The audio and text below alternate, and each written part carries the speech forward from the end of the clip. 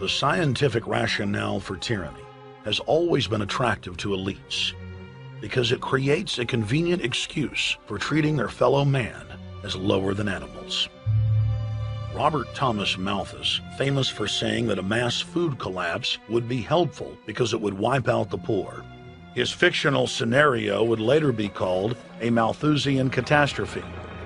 Malthus is important because his ideas led to the rise of a new scientific field that would dominate the course of human history for the next 200+ years. Charles Darwin, an admirer of the Malthusian catastrophe model, developed the theory of evolution, its chief tenet being the survival of the fittest. With the help of T.H. Huxley, known as Darwin's bulldog for his strong support of Darwin's theories were pushed into wide acceptance among key scientific circles throughout England and then the world. Darwin's cousin, Francis Galton, credited as the father of eugenics, saw an opportunity to advance mankind by taking the reins of Darwin's evolution theory and applied social principles to develop social Darwinism. The families Darwin, Galton, Huxley, and Wedgwood were so obsessed with their new social design theory that they pledged their families would only breed with each other. They falsely predicted that within only a few generations, they would produce supermen. The emerging pseudoscience was only codifying the practice of inbreeding, already popular within elites for millennia. The Four Families experiment was a disaster. Within only 2 generations of inbreeding, close to 90% of their offspring either died at birth or were seriously mentally or physically handicapped. The moneyed class of the planet, and particularly the royal families of the world, who were already obsessed with breeding and filled with a predatory disdain for the underclass, seized on the new science and began aggressively enforcing its aims worldwide.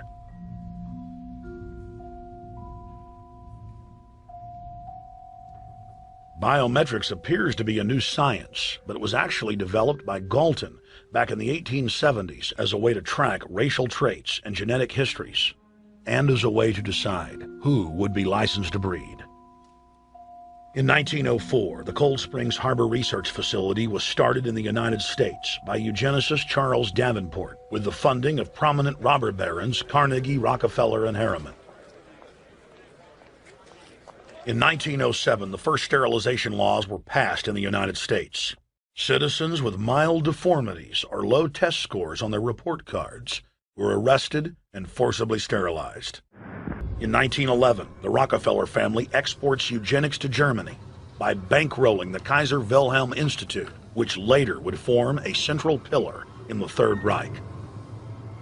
At the 1912 International Eugenics Conference in London, eugenics becomes an international craze and gains superstar status.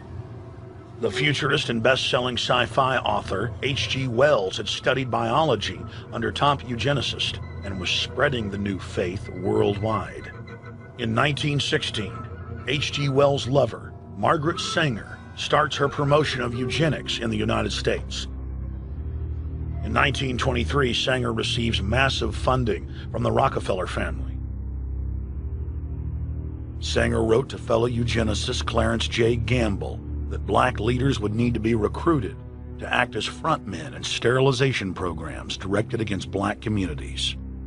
In 1924, Hitler pens Mein Kampf, or My Struggle, and credits U.S. eugenicist as his inspiration. Hitler even wrote a fan letter to American eugenicist and conservationist Madison Grant, calling his race-based book, The Passing of the Great Race, his Bible. Hitler developed the plan for mass extermination of the Jews and what he called other sub-races, as well as the handicapped, from Grant. By 1927, eugenics hit the mainstream. The so-called science was aggressively pushed through contests at schools, churches, and at state fairs.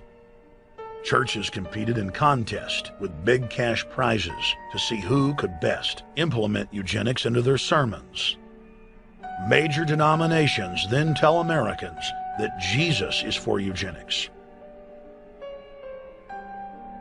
That same year in the United States, more than 25 states passed forced sterilization laws, and the Supreme Court ruled in favor of brutal sterilization policies.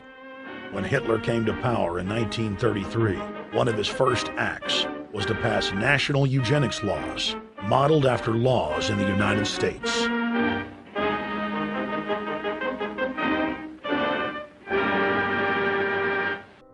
By 1936, Germany had become the world leader in eugenics for taking effective actions to sterilize and euthanize hundreds of thousands of victims.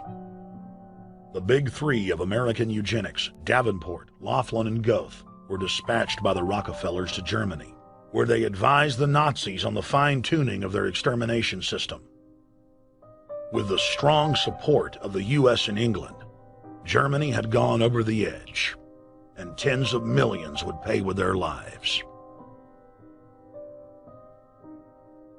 At the end of the war, the Allies protected from prosecution the very Nazi scientist that had tortured thousands of people to death.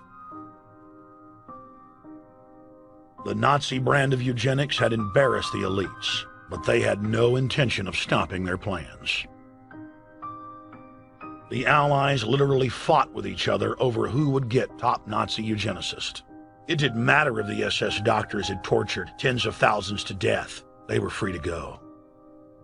The Angel of Death, Joseph Mengele, and his boss, Ottmar von Verscher, were not prosecuted, and von Verscher even continued his work in Germany after the war.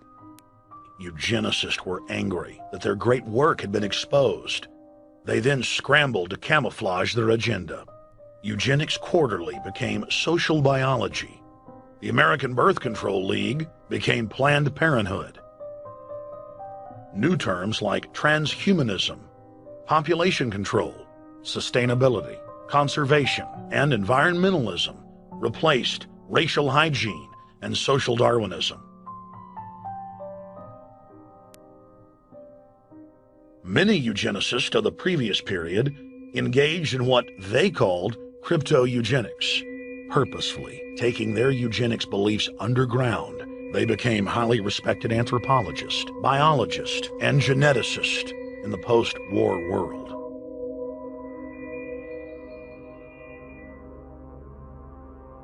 The Allies then smuggled thousands of Nazi scientists out of Germany and placed them in key scientific positions, ranging from bioweapons to rocketry throughout the military-industrial complex.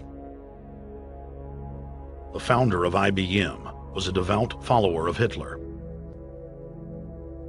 Thomas J. Watson had supplied his punch-card computers and IBM technicians to the Nazis for use in the death camps. Tattoos on camp victims were IBM human identification numbers, which fed into the computers. IBM had used similar punch card systems as early as 1928 in a Jamaican race mixing study. The first real computers were literally invented by a eugenicist for eugenics.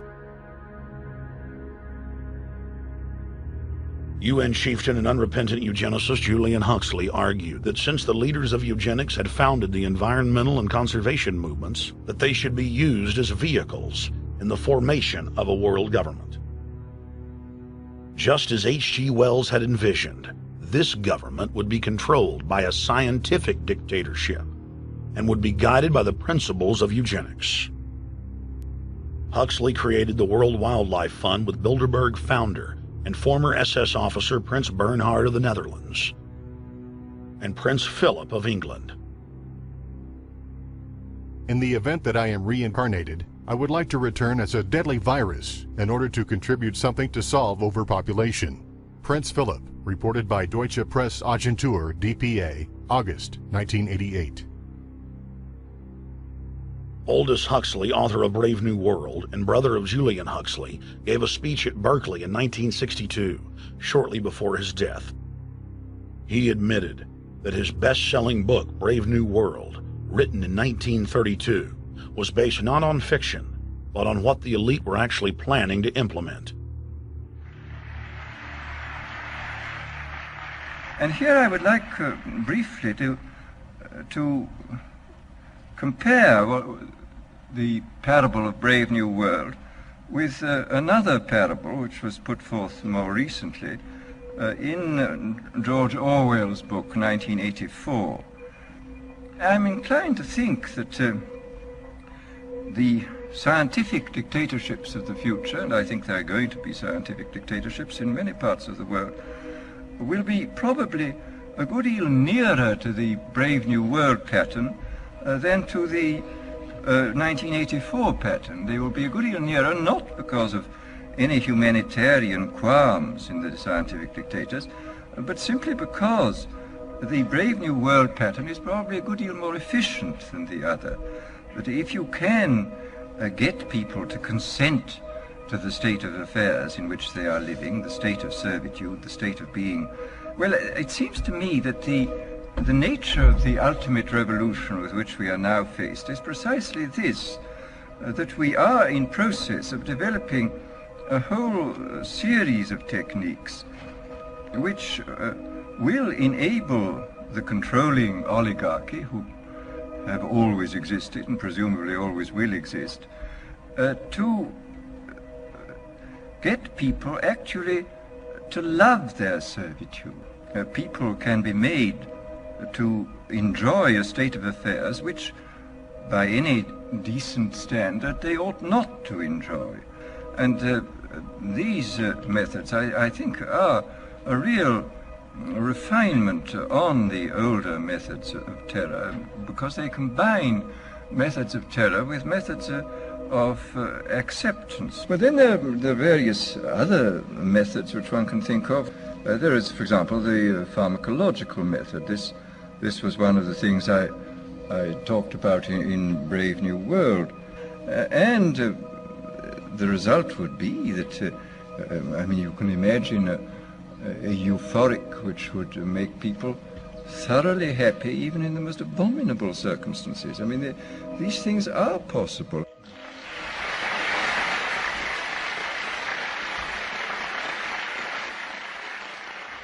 The elite have left a massive wave of destruction behind them as they cold-bloodedly experiment on civilian populations as if we are lab rats. A string of congressional investigations has uncovered more than 20,000 secret tests that were carried out against the American people between 1910 and 2000. One well-known eugenics study, the Tuskegee Syphilis Project, killed hundreds of blacks and spanned 40 years until whistleblowers exposed it in 1972. From 1943 until present, the British have tested lethal nerve gas on their own personnel, on land, air, and sea. Many died instantly. Still others died grueling deaths over several years. The federal government commissioned secret radiation experiments on thousands of non-consenting patients. Hundreds of hospitals in the U.S. injected healthy men, women, and children with uranium and plutonium at dosage levels ranging from non-therapeutic to lethal, killing many of the test subjects. Pregnant wives of GIs were given vitamins by base doctors that actually consisted of highly radioactive uranium-239 and plutonium-241, resulting in violent miscarriages and the death of the mothers.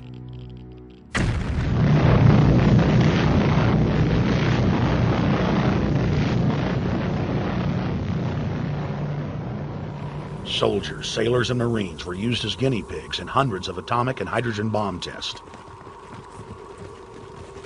Patriotic Americans were radiated side by side with lab animals.